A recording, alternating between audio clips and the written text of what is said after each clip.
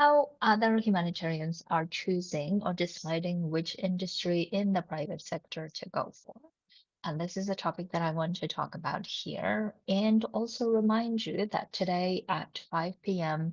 Central European Time, I am doing a webinar on how to transition to the private sector and also answering all of your questions that you may have about how to do it, how to position yourself, how to um, have the sales conversation, how to negotiate, all of whatever the question you might have, I will be answering, and I will be also talking about 3 ways that I see that people are not able to solve challenges along the way of transitioning and how to solve them.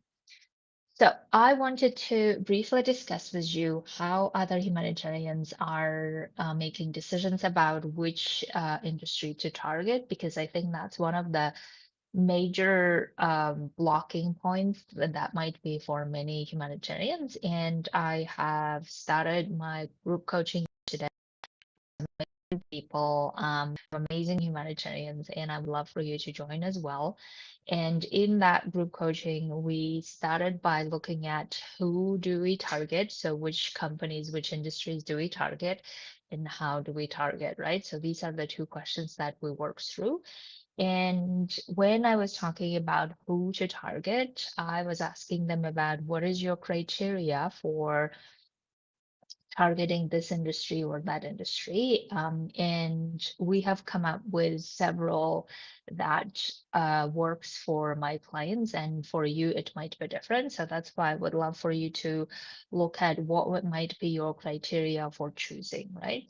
So the criteria that other humanitarians have chosen are what is the content of the work that they would like to do, and that's important. And some of my clients were telling me that they don't want to just out of scarcity or out of fear just agree to whatever the job that they can get and then feel miserable for the rest of the time.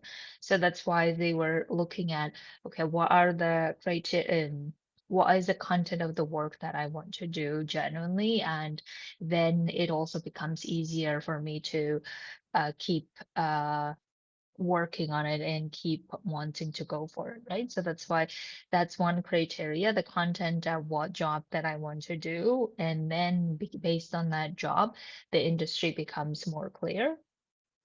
Another criteria they mentioned is whether this company already had some dealings with their former employers. In this case, we're talking about UN people, but also it doesn't need to be UN people. It might be also other NGOs that contracted, subcontracted private sector people or companies from before. And that might be another connection that helps us make a decision. Another criteria that mentioned is some humanitarians are choosing an industry that they feel like they want to go for something totally new, something totally different than they have always done, while using their transferable skills like management, coordination, project management type of skills, right? So that's why the other criteria might be that you want to explore something totally new and different. So a case in point is one of my clients was talking about how she would like to explore the hospitality and business, hotel business. Especially she's interested in the luxury hotels industry. So that's what she's looking into.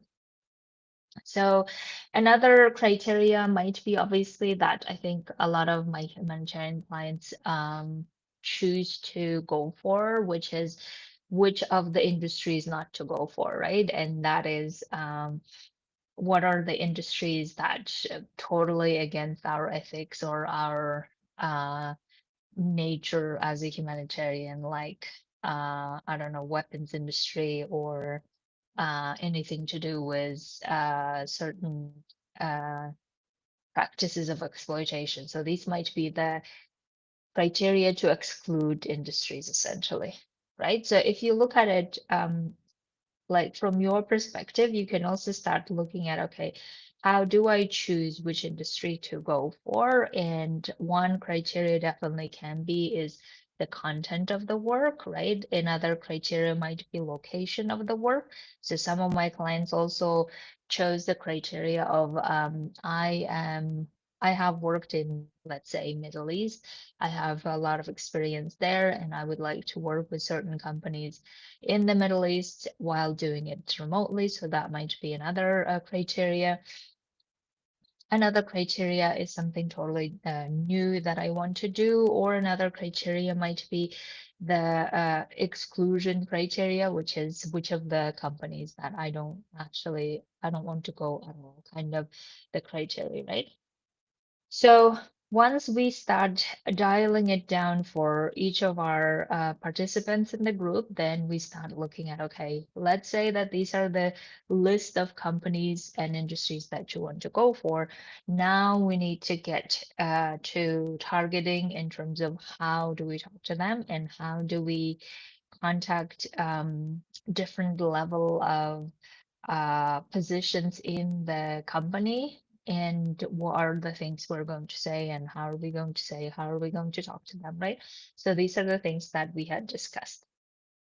So if you are following along and you are doing this work on your own, this is also exactly what you can do is start getting very clear as to who you are targeting in the private sector. And the private sector is vast, as you can imagine. So therefore, we need to have some criteria to dial it down to several so that we're not all over the place, right? And also makes our later sales conversation a lot easier, our networking a lot easier, because then it narrows it down to which of the sector that we want to systematically, is that word, systematically target and find out more information as to how to get hired by them, right?